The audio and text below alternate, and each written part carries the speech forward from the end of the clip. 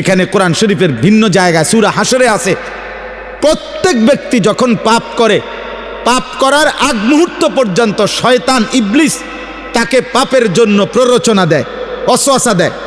যখনই সে পাপ শুরু করে, মদ খাইতে শুরু করে, জুয়া খেলতে শুরু করে, উলঙ্গ ছবি দেখতে শুরু করে, সুদের টাকা যখন হাতে নেয়, ঘুষের টাকা যখন হাতে নেয়, নারী যখন বেপর্দা হয়, আল্লাহর কসম, আল্লাহ কোরআনে বলছে ফালাম্মা কাফারা ক্বালা ইন্নী বারীউম মিনকা ইন্নী আখাফুল্লাহ রব্বাল আলামিন। তখন তৎক্ষণাৎ শয়তান ওই নাফরমান থেকে সরে যায়, আর সরে গিয়া দূরে গিয়া বলে আমি তোর থেকে মুক্ত, আমি আল্লাহরে ভয় করি, কারণ আমার বিশ্বাস এখন আল্লাহর আযাব আসতে পারে, আর আল্লাহর আযাব আসলে আমিও শেষ হয়ে যাবো তোর লগে থাকলে, কাজে তুই মর আমি নাই। হ্যাঁ বলতেছি, এটাও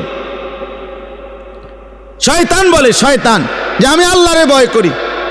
চিন্তা করছেন তুই কেমন বাটপার, তুই কথাটা আগে কইলি না, সিটার তুই আগে কইতি তো, যে আমি তুই যে আল্লাহরে ভয় করস, এটা আমার আগে কথাটা পরিষ্কার করলা না, আমার এই বাট এর মধ্যে লাগাই দিলা, এখন দিয়ে হে নাই।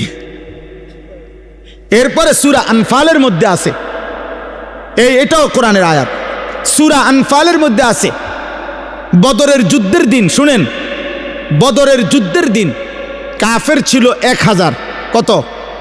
মুসলমান ছিল কত? 313 জন।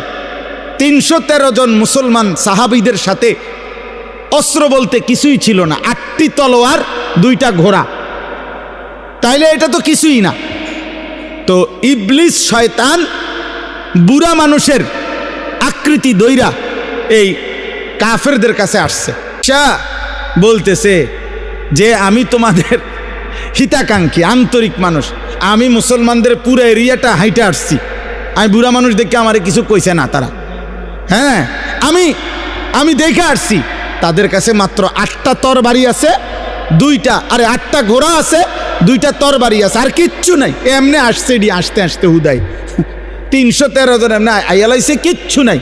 তোমরা শুধু যুদ্ধটা শুরু করো, তোমাদের 1000 লোক, অস্ত্র শস্ত্র সব রেডি, তোমরা শুধু যুদ্ধ শুরু করলেই ওয়া ইন্নী জারুন লাকুম, আমি তোমাদের সাথে আছি, দেখবা শুরু থেকে শেষ আমি মুরব্বীর সাথে পাইবা, তোমরা শুধু লড়াই করো, প্রথম আঘাতেই দেখবা মুসলমানরা ভাগ্যা গেছে।